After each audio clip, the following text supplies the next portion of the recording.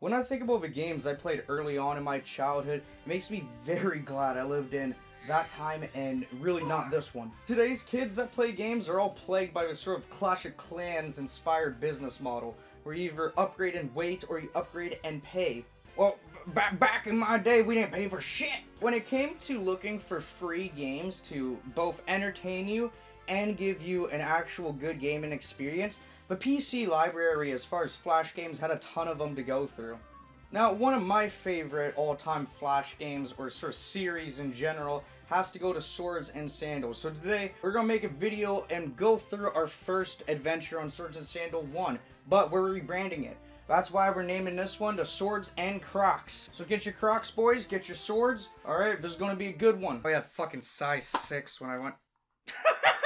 Now, once upon a time, you would have played this game on a web browser, something like The Armor Games, or The Crazy Games, or The Addicting Games. There's a lot of different games. Now, today, you can get the first game with all the other first ones for just about like $10. So, other than getting a little miss of nostalgia from not being able to actually play it in a web browser, at least get to support the developer and play all the games on Steam. Upon booting it up, though, you lose no nostalgic value in the amazing sound you hear when you open this game. Swords and Sandals, oh, dude, that little jingle right there, that feels like 100% better than hitting a bong load, hands down. Can I just hear that again? Can I just hear... Swords and Sandals, gladiators. Oh, it's the fucking best! To begin the adventure of all adventures, we first have to start a new game. We create a character. Now, unfortunately, I couldn't change the name. Nothing on my keyboard would go through to the name, so he stayed nameless. But I tried to recreate Harold. I have different stats that influence the flow of battle. Stuff like strength, attack, charisma, agility, all that nonsense. With that, you basically have to build a character and then go through and kill all 7 of the gladiator champions that there are at the arena. This can sound straightforward, but Swords and Crocs is a pretty hard game, honestly. It's not built like Fallout with all the stats. You kind of just have to spec into one thing. On top of that, you're essentially just rolling... That's rolling the dice. Fuck off. You're essentially rolling the dice every time you do an attack or a taunt, anything to try and do damage. It could be blocked, it could be a high hit, it could be a low hit. So the story begins. Harold is a part of a ship as some type of crewmate. Unfortunately, since everyone else on this ship just kind of ate a devil fruit or some shit, you know, the ones from One Piece, they all ended up drowning. Harold was fine though, because he's just a normal warrior. So he, of course, was the only one who was able to survive and ride a plank of wood all the way over to an island. There's a city there, and in order to make his keep and make some money and a name for himself, he would have to go to the arena as a gladiator. Which, you know, it sounds like it kind of suck if you're put in that scenario, but in all reality, I think being a gladiator would be a lot more fun or a lot more exciting than just being a farmer or like a fucking shoe shiner or something.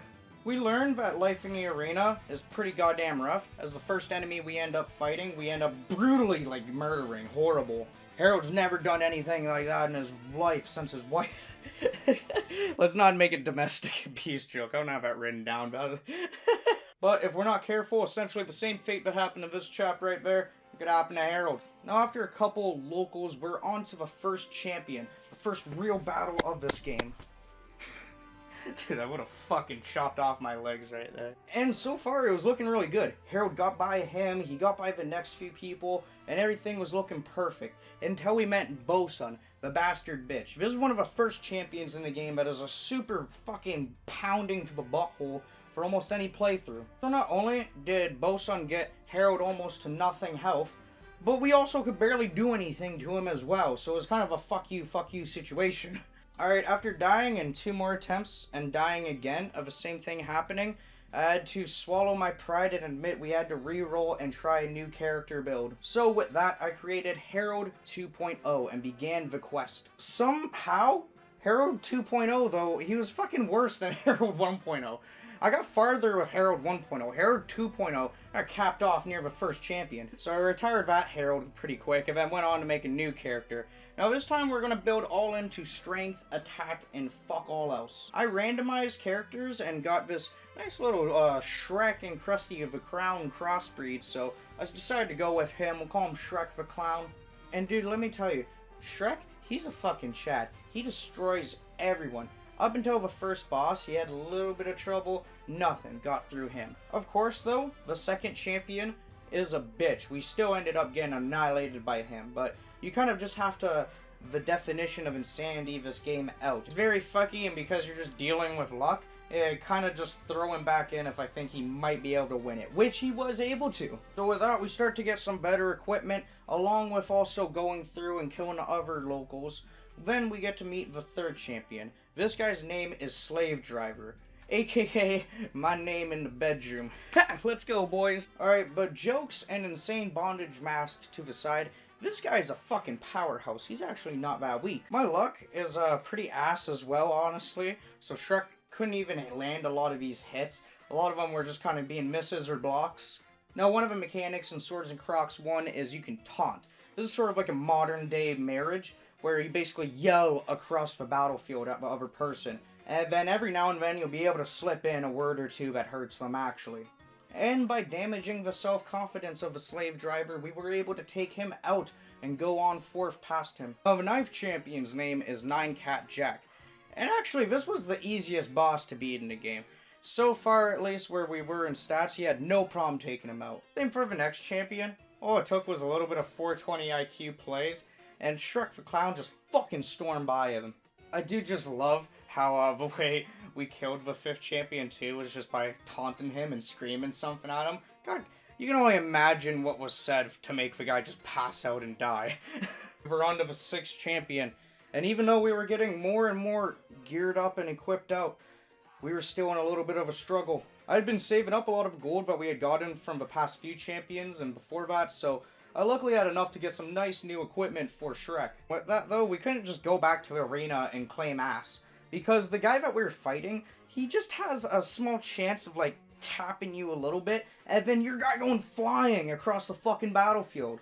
Then he's also a master shit talker, so it's an ultimate like never double FU.